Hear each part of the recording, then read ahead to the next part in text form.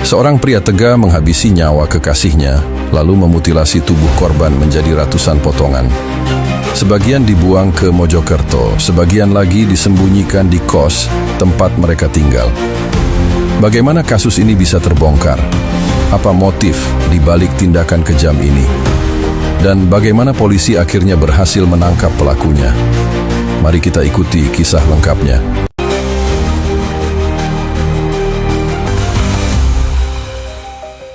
Korban, Tas, 25 tahun, seorang perempuan muda. Pelaku, Alfi Maulana, 24 tahun, driver ojek online asal Labuan Batu, Sumatera Utara. Keduanya sudah berhubungan 4-5 tahun, tinggal bersama di kos kawasan Lidah Wetan, Surabaya. Hubungan mereka tidak resmi, banyak konflik, terutama karena masalah ekonomi dan gaya hidup korban yang dianggap menuntut. Pada dini hari 31 Agustus 2025, keduanya bertengkar hebat di kos. Cekcok memuncak, Alfi mengambil pisau dapur dan menusuk leher Tas. Korban tewas di tempat. Alfi panik, lalu berusaha menghilangkan jejak dengan cara paling kejam. Memutilasi jasad korban di kamar mandi. Potongan tubuh mencapai sekitar 310 bagian. Beberapa dimasukkan ke dalam kantong plastik, ada yang disembunyikan di lemari kos, ada juga yang dikubur di depan kos. Alfi membawa sebagian potongan tubuh ke Pacet, Mojokerto. Ia membuangnya di hutan, berharap jasad tidak akan pernah ditemukan. Namun perbuatannya tidak bisa menutupi jejak selamanya.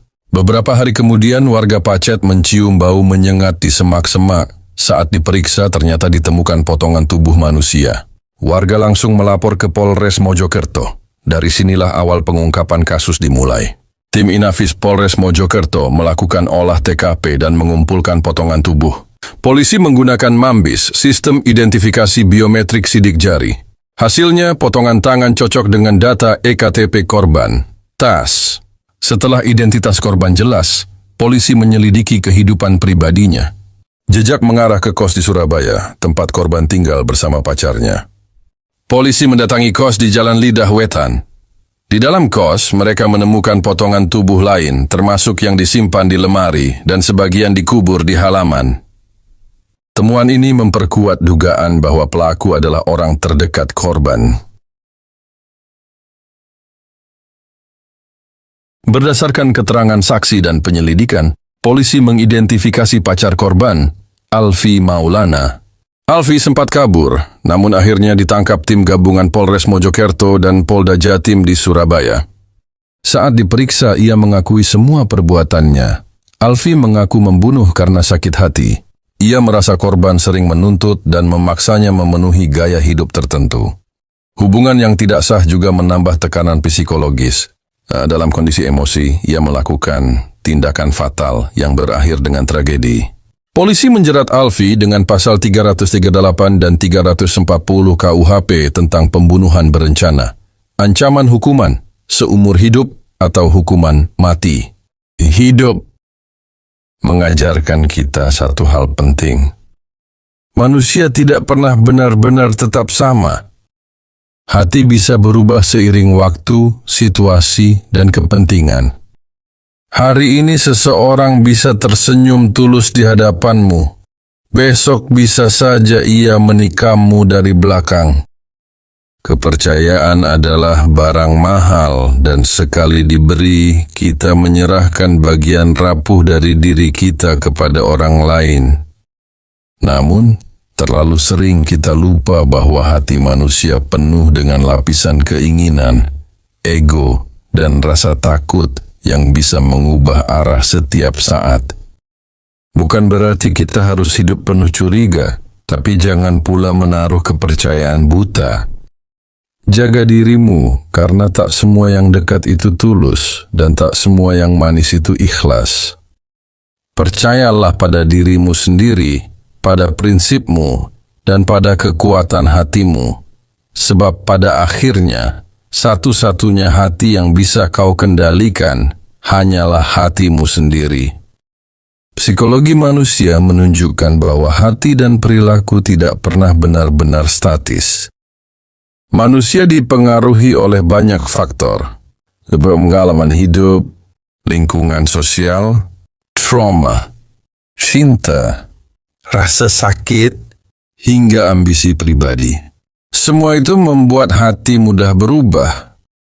Hari ini seseorang mungkin mencintaimu dengan sepenuh jiwa, tetapi ketika pengalaman baru masuk dalam hidupnya, pertemanan baru, peluang baru, bahkan luka baru, hatinya bisa bergeser tanpa disadari. Perubahan ini bukan selalu pengkhianatan, melainkan refleksi dari sifat manusia yang kompleks. Ada istilah dalam psikologi yang disebut cognitive dissonance, kondisi ketika hati dan pikiran manusia berkonflik. Saat itu terjadi, seseorang bisa mengubah sikapnya untuk menyesuaikan dengan situasi, meski kadang bertentangan dengan komitmen yang pernah ia buat. Perilaku manusia pun sering mengikuti emosi yang fluktuatif.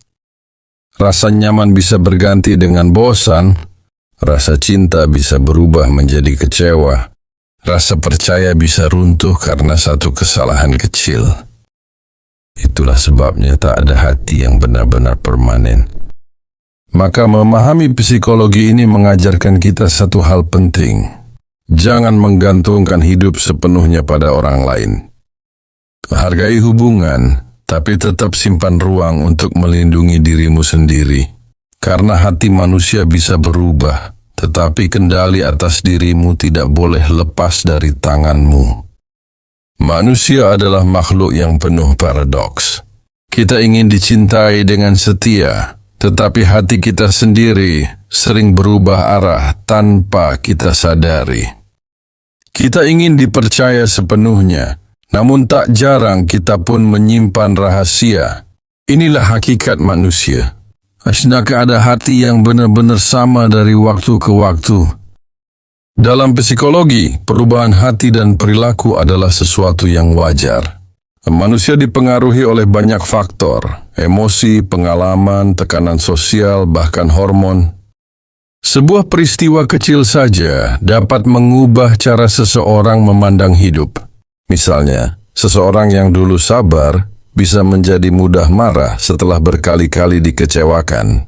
Atau, seseorang yang dulunya mencintai dengan tulus bisa berubah dingin ketika rasa sakit menghancurkan harapannya. Fenomena ini dikenal dalam psikologi sebagai dinamika kepribadian. Kepribadian manusia bukanlah sesuatu yang beku.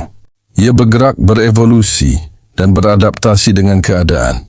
Maka wajar bila hati seseorang bisa berubah dari cinta menjadi benci, dari setia menjadi berkhianat, dari ramah menjadi dingin. Selain itu ada konsep cognitive dissonance. Ketika pikiran dan perasaan seseorang bertentangan, ia akan mencari cara untuk menyeimbangkannya. Bahkan jika itu berarti mengubah sikap atau perilaku. Contohnya, seorang teman yang dulu setia bisa mulai menjaga jarak karena merasa kehadiranmu menghambat ambisi pribadinya. Ia mungkin tidak menyadarinya, tapi perubahan itu terjadi demi kenyamanan batin dirinya sendiri. Hati manusia juga sangat dipengaruhi oleh emosi sesaat. Dalam momen tertentu, orang bisa berjanji sehidup semati. Tapi ketika rasa bosan, kecewa, atau tergoda oleh sesuatu yang baru datang, janji itu tiba-tiba tak lagi berarti. Kita menyebutnya pengkhianatan, padahal dalam psikologi, itu hanyalah refleksi dari sifat manusia yang rapuh. Menyadari hal ini, kita perlu berhati-hati dalam memberi kepercayaan.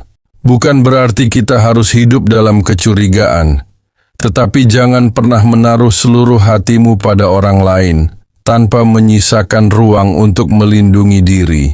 Percayalah pada manusia secukupnya, tapi percayalah pada dirimu sendiri sepenuhnya.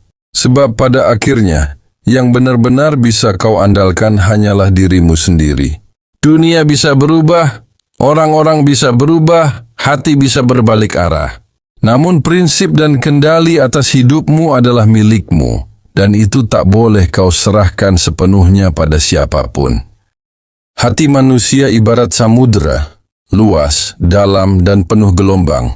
Kadang tenang, kadang bergelora, bahkan bisa menelan apa saja yang berani berlayar terlalu jauh ke dalamnya.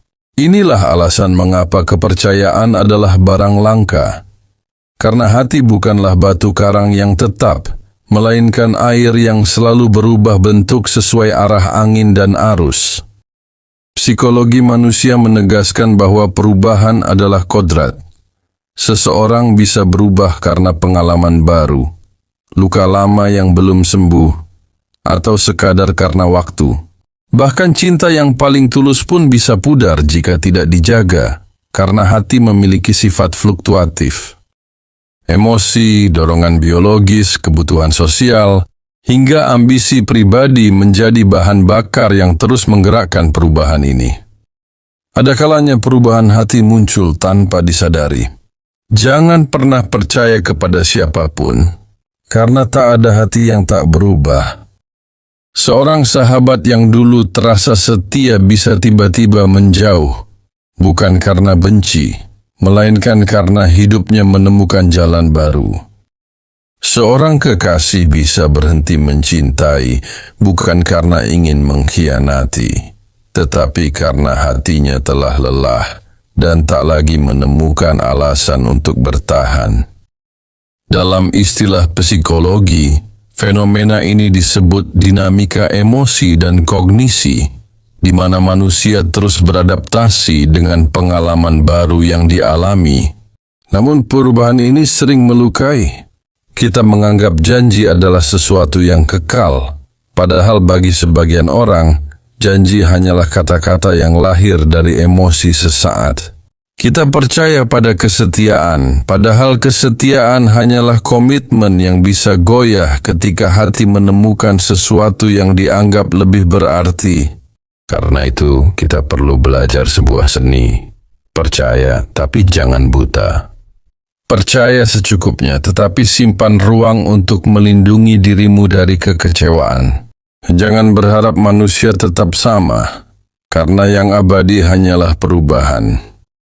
Filsafat Stoikisme mengajarkan bahwa kita tidak boleh menggantungkan ketenangan hidup pada sesuatu yang berada di luar kendali kita, termasuk hati orang lain.